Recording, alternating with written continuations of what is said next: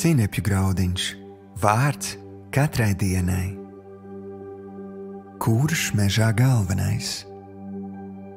Šodienas rakstu vieta.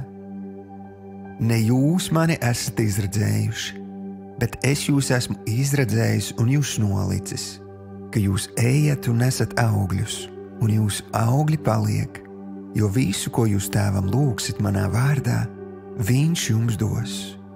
Jāņa evaņģēlijs, 15. nodaļa, 16. pants.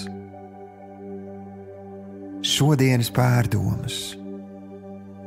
Mans jaunākais dēls atnesa čiekuru, no kura bija izlobījis vienu mazu sēkliņu. Mēs to varējām nolikt kādā īpašā vietā un aplūkot, kad vien vēlētos. Mēs to varējām izbarot putniem, kas būtu ļoti pateicīgi šajā augstajā laikā. Taču mēs nolēmām to iestādīt puķu podā un apņēmāmies pa laikam arī aplaistīt, lai ātrāk izaugtu jauns koks.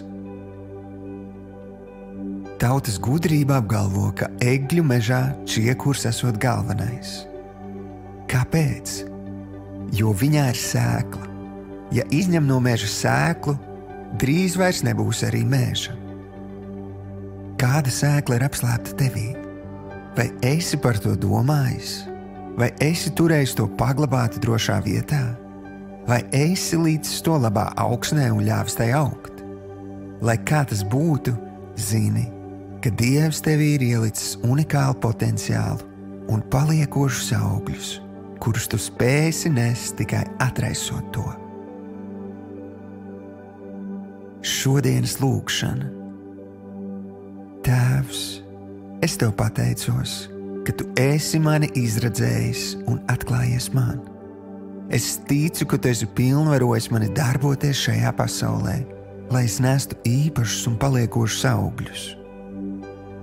Paldies, ka tu apmierini katru manu lūgumu, kas palīdz man piepildīt šo svarīgo misiju. Jēzus vārdā. Āmen.